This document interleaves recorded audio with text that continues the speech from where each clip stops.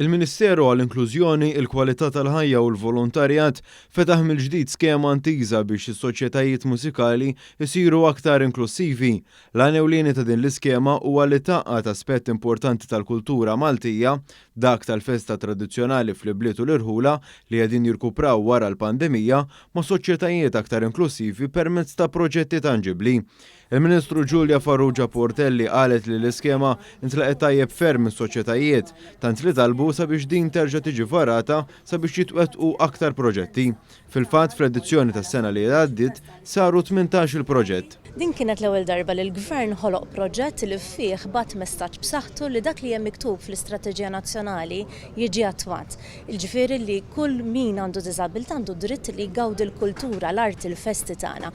Kollox kellna 18 il-soċjetà mużikali li kwalifikaw għal dan il-proġett u din is-sena bdejna ninawguraw uħud minnhom. Il-Ministru Farrugia Portelli qalet li kull applikant jista' jibbenefika minn sa massimu ta' 10,000 euro bit-total tal-fondi allokati ilaħqu l-100,000 euro. Il-proġetti sottomessi mistennija jitrattaw diversi tipi ta' diżabiltajiet fosthom dawk fiżiċi, intellettwali u sensorjali.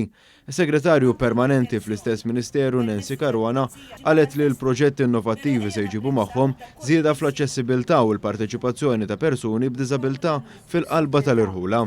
Il-President tal-Għaqda Nazzjonali Għażini tal-Banda Noel Camilleri irrimarka li din l-iskema se twassal sabiex aktar nies igawdu l-festi mod speċjali wara nuqqas ta' sentejn. Huwa silet parti mill-istħarriġ dwar l-istat tan-nazzjon li sar bil-kollaborazzjoni tal-Uffiċċju tal-President li nnota kif il-festi huma mistennija ferm mill-pubbliku in ġenerali.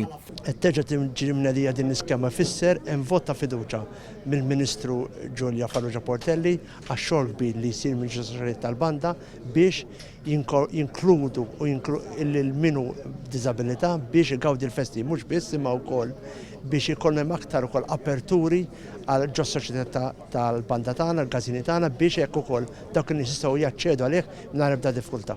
L-applikanti għal din l-iskema għandhom ikunu reġistrati mal-Uffiċċju tal-Kummissarju tal-Organizzazzjonijiet Volontari u jkunu attivi fl-Għaqda Nazzjonali Għażini tal-Banda. L-applikazzjonijiet jistgħu jinkisbu mis-sit vofunding.org.mt u żmien biex wieħed japplika jagħlaq fid-29 ta' Lulju.